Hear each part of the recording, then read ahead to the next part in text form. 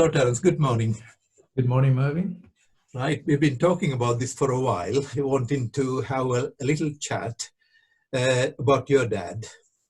So this is our interview. The plan is that we'll talk about it, record it, and eventually put it on YouTube to make it available to other people. So going on to this, I think a good point to start would be to talk a little bit about Terence. I mean, you and I have sort of known each other for well over 30 years.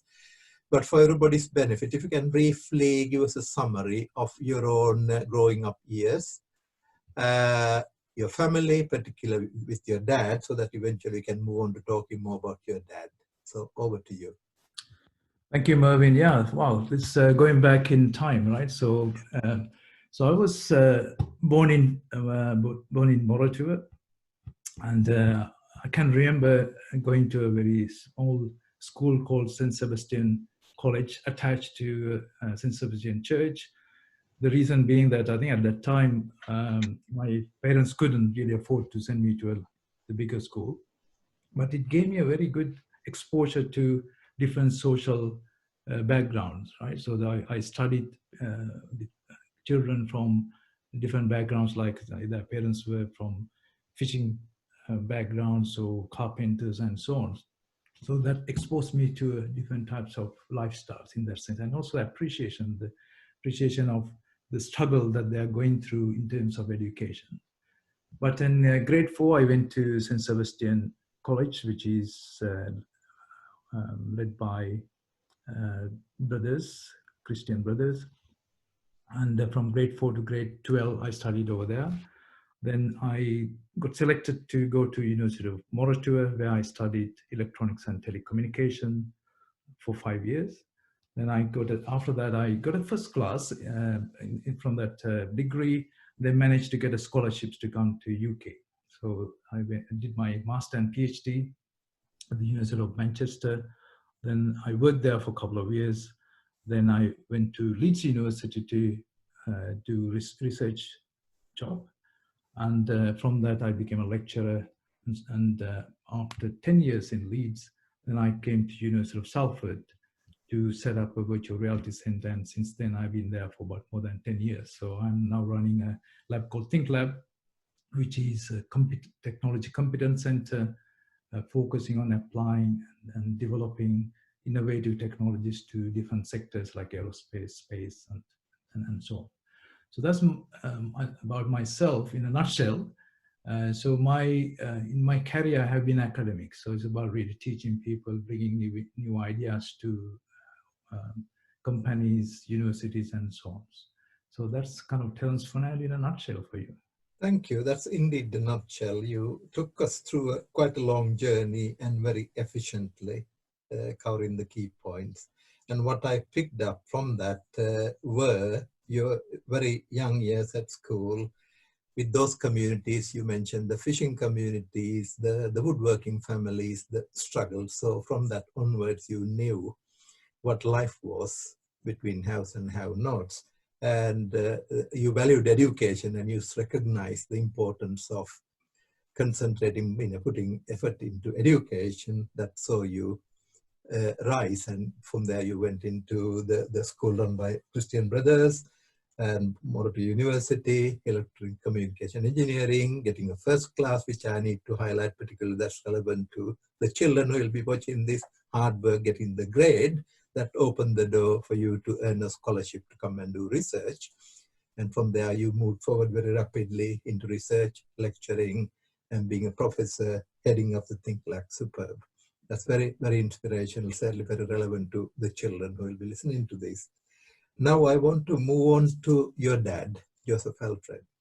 Yeah, you decided to name the scholarship after him.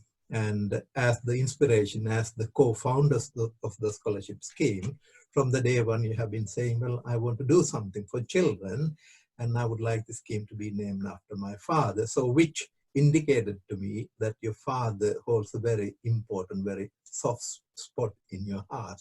Must be very good reasons. So first of all, what I like to do is to ask you to tell us a little bit about Joseph Alfred, the person. I understand he was a teacher, but tell us a little bit about his own background. where he was born, if you know that, grew up, education, career, and all that, and the person, the teacher and the family man, before we go on to look at him in more closely. Yeah, thank you, man. Yeah, I'm not sure actually where he was born, actually. So Okay. maybe I just guess that he was born in Moratuwa as well. Yeah. So I can remember him saying that when he was young, then he started his teaching career, and he had to go to very difficult places like Chilau. Mm. At that time, it was very undeveloped. He has to walk quite a long way to go to the schools, and it came across I don't know, snakes, and he was telling me lots of stories about the difficulties he had and sleeping, because sometimes you never know whether he will wake up because of this tough terrain that he was operating at that time. Mm. But however, that he became a very respected teacher, teaching Sinhalese and mathematics. Mm. And I can remember that when I got to know him well, that he was at that time teaching at Lasal College. Okay. Yeah. That was also led by some Christian brothers. That's in Maradana, as I understand. Yeah. So he always valued education. I can Yeah. remember as a person that he managed to earn the respect of our local villagers as well. So anybody wants to write a letter or advice on particular issue, they used to come to our house, and he was always welcoming those people, and he couldn't do enough to really help those people. At that time, he didn't really earn that much. I think his salary was about 250 rupees, and we had he had to feed about 7 of us. Mm. So I can remember that after he get up early in the morning about 5 o'clock, take the train to Maradana, teach, then he go and do tuition to people in Colombo to earn a bit more money so that he can feed us and make sure that he can support our education.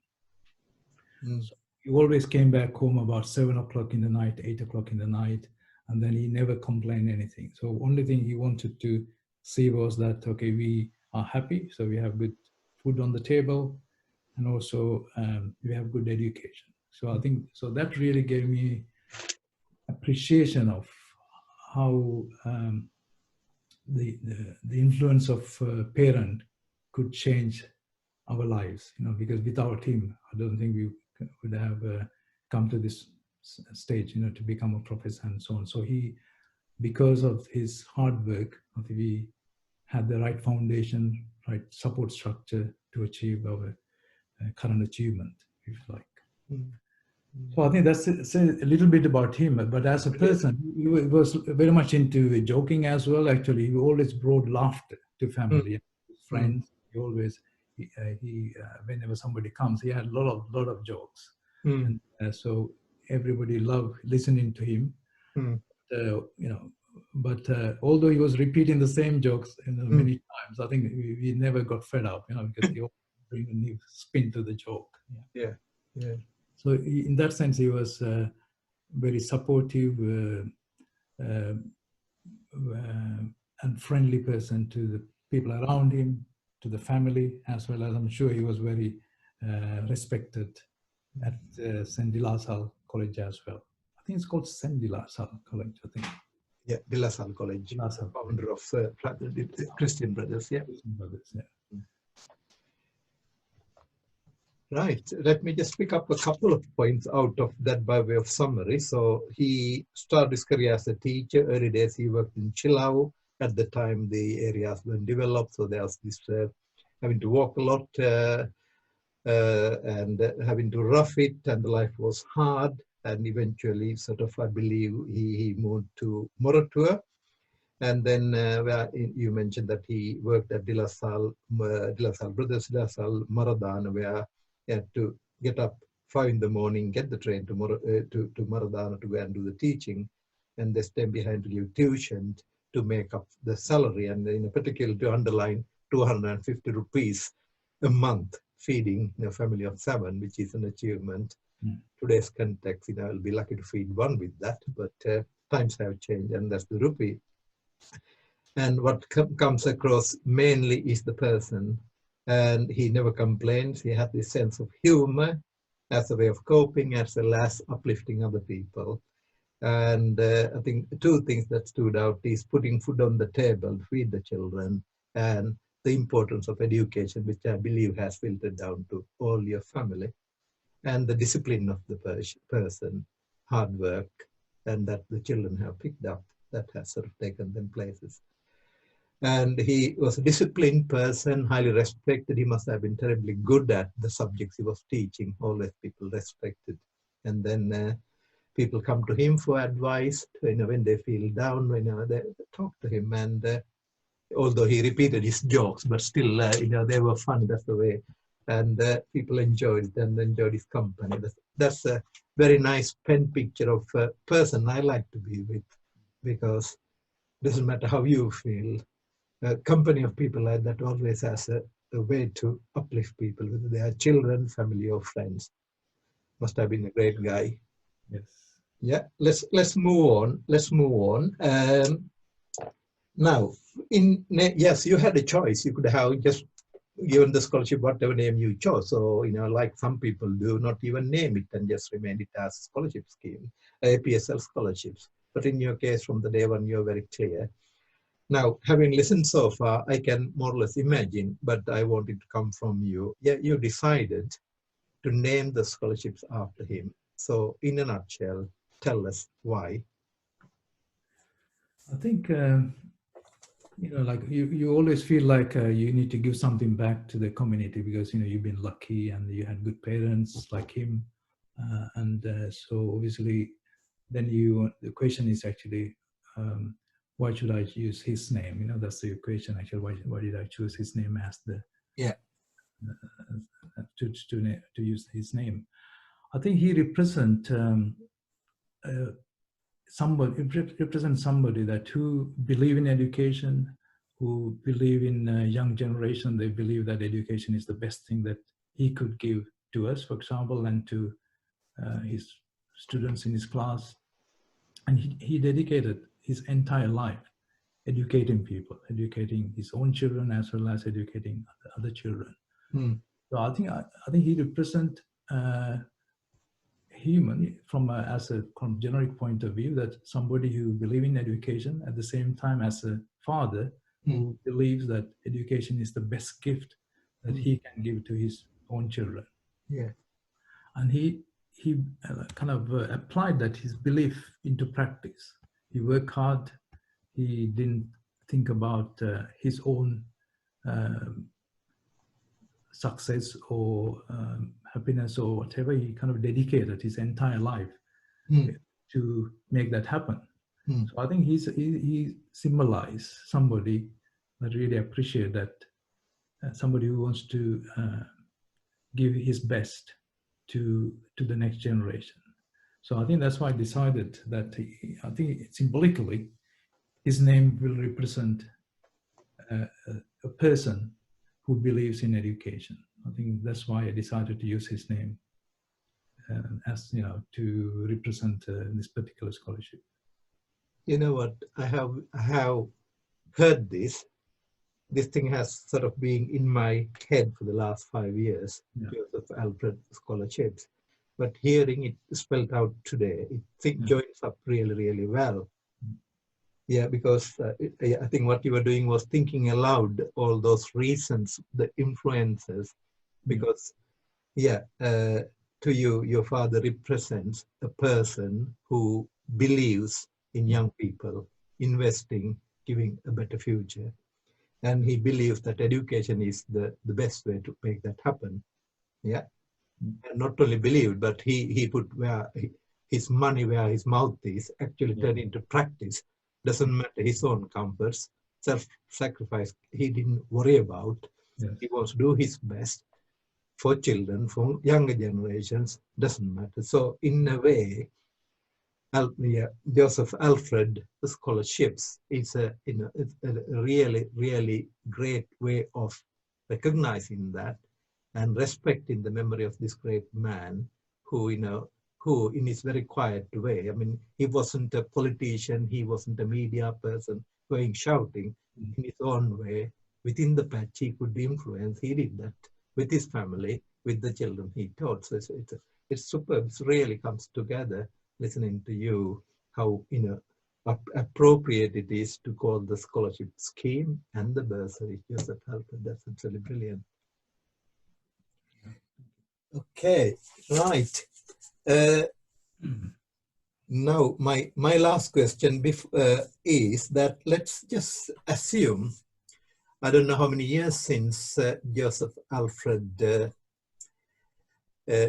passed away, but let's assume, because I believe these people live in spirit, because a lot of their good work, the influence continues. Sometimes it multiplies, reaches out beyond. I would like to get into your father's shoes and sort of speak up and say, if Mr. Joseph Alfred were alive today, and particularly with the scholarship, APS scholarship scheme in mind, I mean, I would think he will be a real cheerleader. He'll be delighted with lots of children are benefiting, and other people, sponsors, have believed in this idea and joining ranks to open it up to more people. So what would he have to say to the sponsors who have sort of come together working with you to support this initiative, and perhaps what sort of advice he may have towards the children who have been selected to benefit from this, and maybe to the mothers and fathers of those children who want to do their best for those children, but for whatever the limitations they have not been capable, so they are getting a bit of help. So to everybody who is listening, we'd like to hear a little bit of Joseph Alfred's thinking. That's a tough one, actually, because I think what I would say is that he will, obviously, he will be very proud that what we are doing and helping children, and especially children who are not fortunate enough to have good education. So he'll be very proud, because that's what he dedicated his life to, teach students who are not well off. So he will be very proud, and obviously I'm sure that he will give his blessings to start with. But I'm sure he will come up with another thousands of names, thousands and thousands, and say, tell us, this is good. This is only a drop in the ocean, you know. Yeah. And what about this child over here? You know, there's another, I can give you another 10 from there, right? So I'm sure he will give me a list of things and get me going and say, oh, that, you know, probably I will have to say that, stop, you know, this is not possible. You know? Yeah. That, I think that's what he will really say. You're doing good, but it's only a drop in the ocean. Yeah. And try and, you know, and I'm sure he will encourage me and also the committee and all the sponsors to really go beyond our current ability, feel like, you know, think outside the box. He always thought maybe everything is possible. Yeah, so he will try to encourage us to go beyond what we're doing at the moment. I think that's something he will say. At the same time, he's very cautious about the use of the money, because he has seen some of the other parents abusing some of this opportunity. So, I mean, he'll be pleased that, you know, IPSL, of course, you know, we are having a very good system or mechanisms to make sure that the money is going to the right place. So he will be obviously happy about that.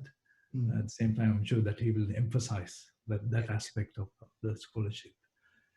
I think he was also a person that although he was a Christian, that when he taught people from different cultures, he didn't have any barriers or, you know, boundaries.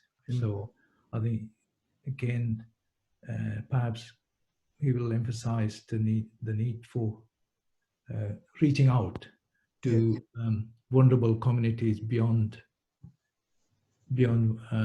our capabilities, perhaps maybe the rural communities, as well as different, you know, despite any religion or other things, to make sure that it is equal. So I think we already got that kind of ethos already built in, so I'm sure he will be happy for that.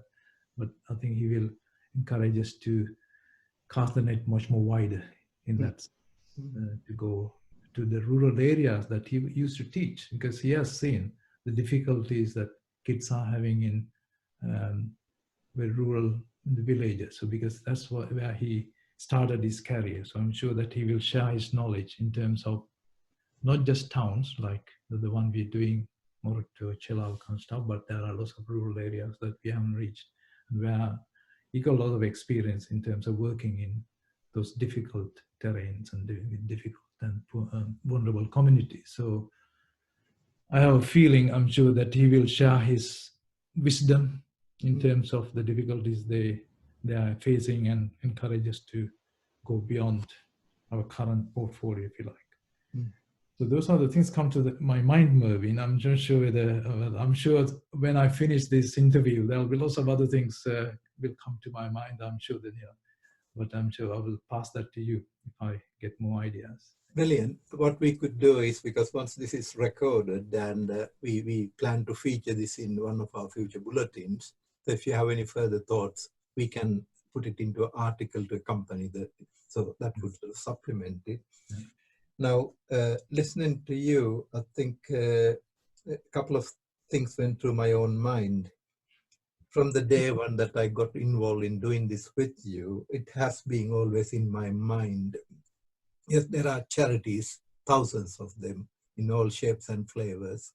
But from the day one, what we wanted was to make it efficient, keep the cost to a minimum, because we don't want big overheads and admin structures, and also to make use of our own cultural and language awareness to reach, speak the language, so don't want big expensive intermediaries telling stories. So that whether it's £10, £15, £20, we want to give as much as possible to help the children, because that's the the approach your dad believed in, not throwing big pots of money to begin with. There wasn't the money, and whatever little we have has to work for the poor.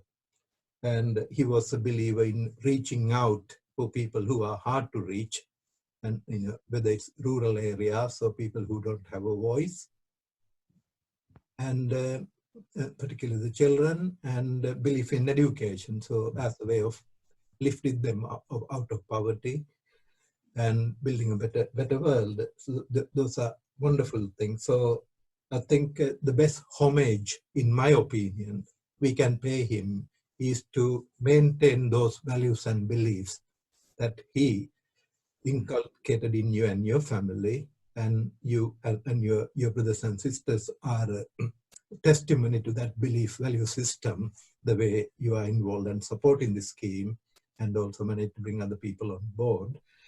So as long as you and I, and I'm sure the APSL, are involved in delivering this scheme, we want to maintain this value system, not to build inexpensive structures, but to keep it very close to the ground and make sure that the little bit of money goes a long way, and the parents and families receiving that money also take responsibility to be efficient and accountable, knowing that this is to help the children and their education and make it grow. Yeah, So long live those beliefs, and I'm really delighted, and I personally feel honored, although I never had the opportunity to meet this great man, but working with you to share some of those values and beliefs, and being able to contribute to make it happen, bring it, because without that, I think currently we are helping 85 children, and we are very keen to grow this and reach with the help of some more sponsors, generous sponsors, to make it 100 by Christmas. If we can do that, I'm sure your dad would be delighted, with his long list already and waiting to make it grow longer. So that's what I believe, in a way, to contribute to that sort of thinking, and for that legacy to live on, and to give education a chance, to give these children an opportunity. yeah. I mean, I'm sure that my dad will also be happy to see that I met somebody like you, Mm. who really run a scholarship like this. I'm sure he will consider you as obviously a part of our family as well. Mm. Like we've been to our family and so on. Yeah. So I'm sure that he will be very pleased to see the effort that you're doing as well. So personally, I would like to thank you for all the effort that you've done so far, and keeping the boat, as you said, and Mm. building it. I think we see that having a bit of a snowball effect. We started with 5, 10, 15, whatever. Now it's going to almost 85. So I'm sure in a few years' time we will reach hundreds of scholarships. So thank you very much for the effort as well. Thank you. My feelings are mutual because having had that opportunity to meet with your family, we realize that we have a lot in common in our beliefs, in our values, and we all value education. Mm. In a way, working together, we realize that together we can do a lot more than what we could do individually. And then if we, again, like your father, people, yeah, your dad was trusted, respected, and I'm a strong believer that whatever we do, handling a bit of money, we need integrity, accountability to make sure everything we do is above board so that people have the belief, because unfortunately, trust is something very much abused in modern world today. Mm. People are very self-centered, a lot of people are, and money does the talking. But this we go beyond that, because at the end of the day, it's the final things that money can't buy that will keep Yes. scholarship going. Yes. So it's a joy. Right. Last final say to you now, Terence. Uh, how would you? Well, yeah. How would you like to conclude this interview, giving whatever message you want to give to the listeners? I think first I would like to thank you for the current sponsors for their generosity. I think without them we wouldn't have been able to progress so far. And then from their efforts, as you can see, lots of children are benefiting, and you can't believe how much that means to them, because it's not just a one-off payment. Continuously, we are giving them the opportunity to progress with their careers. I'm sure in few years' time it will have a ripple effect. Those children will grow up, get good education, good jobs, and then that impact will have a much more great impact in generations. So what we are doing is it's not just helping one person, but it will have that energy and the opportunity will filter through to their family members as well as their descendants. So that's a great thing. I would like to thank sponsors who are doing that. At the same time, I would like to ask sponsors to see if you can really help us to grow, because I'm sure that each sponsor could perhaps try and get maybe few, 4 or 5, few more sponsors to get more scholarships so that we can grow as a scholarship and help more children as well. So what I would like to ask is your help in terms of expanding this scholarship so we can have a much more great impact for the next generation. So that's all I have to say. At the moment, I hope we can count on the support from our Sri Lankan colleagues, our friends, families to support this scholarship. Thank you very much, Terence. It's a pleasure having this chat about you and your dad. Yeah, thank you very much. Bye-bye. Bye.